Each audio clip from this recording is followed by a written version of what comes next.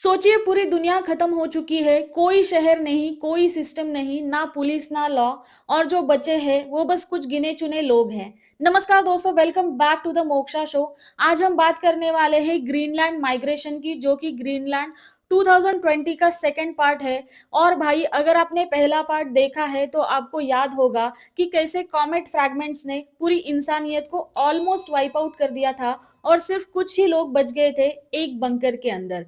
पहला पार्ट था pure disaster plus emotion का कॉम्बो। एक साइड था मेटियोर शावर तो दूसरी साइड फैमिली की स्ट्रगल। और ऑनेस्टली मुझे पर्सनली पहला पार्ट ज्यादा इम्पैक्टफुल लगा था, लेकिन दूसरा पार्ट जो अभी अभी थिएटर में आया है, दुनिया खत्म होने के बाद वाली दुनिया दिखाता है और यही इसके सबसे बड़ी स्ट्रेंथ और वीकनेस भी है। अब बात करते हैं इसकी कहानी की। ग्रीनलैंड 2 की शुरुआत होती है वहीं से जहां पहला पार्ट खत्म हुआ था। जॉन गेरिटी और उनका परिवार पिछले 5 साल से ग्रीनलैंड के एक बंकर में रहते हैं। अब सुनिए, जब 5 साल आप एक बंकर में रहोगे तो ऑक्सीजन, फूड, मेडिकल सप्लाई सब कुछ लिमिटेड रहेगा और बाहर बाहर तो भूख, ठंड, डर और ब्रुटलिटी रूल करती है। फिर अचानक एक दिन धरती हिलने लगती है और बंकर की दीवारें टूटने लगती है, छत गिरने लगती है और तब उन्हें समझ आता है कि अब ये बंकर भी उनके लिए सेफ नहीं रहा। फिर उनको खबर मिलती है एक जगह की जिसका नाम है क्रेटर, जहां ऐसे माना जाता है कि एक ऐसी जगह है जहां एयर ब्रीदेबल है और एनवायरनमेंट रिकवर हो रही है।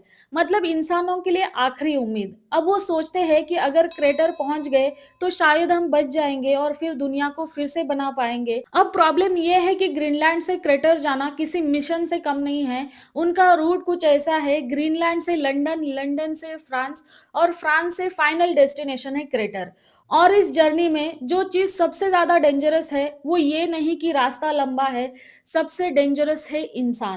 क्योंकि दुनिया खत्म होने के बाद दो तरह के लोग बचते हैं, जो मदद करते हैं और जो लूट लेते हैं। और ज्यादातर लोग लूटने वाले बन जाते हैं। अब इस मूवी में ट्विस्ट बहुत हेवी नहीं है, लेकिन जर्नी को थ्रिलिंग बनाया गया है। कभी खाने की कमी तो कभी गोलियों की आवाज, कभी लूट करने वाले गैंग्स और कभी कभी मोरल डायलेमा। ऐसे में क्या हम किसी स्ट्रेंजर को बचाए या खुद को? मूवी की वाइब ऐसी ही है जैसे the road plus 2012, the quiet place, इन सब का थोड़ा थोड़ा मिक्स देख रहे हो। और ऑनेस्टली ये पार्ट थोड़ा ज्यादा स्केरियर इसलिए भी लगता है क्योंकि हम पहले से ही जानते हैं कि दुनिया खत्म हो चुकी है। अब सवाल ये नहीं है कि दुनिया का अंत, सवाल ये है जब दुनिया खत्म हो जाती है तब लोग क्या बन जाते हैं। अब जल्दी से देखते हैं ग्रीनलैंड 1 एंड 2 में क्या फर्क है। ग्रीनलैंड 1 में ज्यादा इमोशनल पंच है, डिजास्टर स्केल ज्यादा है, फैमिली सर्वाइवल रॉ लगता है। वही ग्रीनलैंड माइग्रेशन में ज्यादा पोस्ट अपोकलिप्टिक सर्वाइवल है, जर्नी फोकस्ड है, थ्रिलर वाइब है,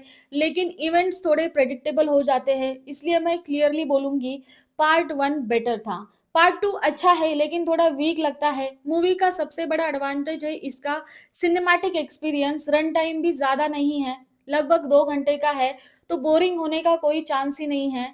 तो मेरी तरफ से इस फिल्म को 5 में से 2.5 स्टार मिलते हैं। अगर आपको ऐसी मूवीज पसंद है जहां दुनिया खत्म हो चुकी हो, इंसान सैवेज बन गया हो और फैमिली को बचाना मिशन हो, तो ग्रीनलैंड माइग्रेशन आपको पसंद आएगी। तो दोस्तों आज के लिए इतना ही। रिव्यू पसंद आया होगा तो लाइक करना, दोस्तों के साथ शेयर करना और चैनल को सब्सक्राइब करना ना भूलना। मैं मिलती हूँ आपको अगले वीडियो में एक और नए रिव्यू के साथ। तब तक के लिए स्टे सेफ, स्टे हेल्दी।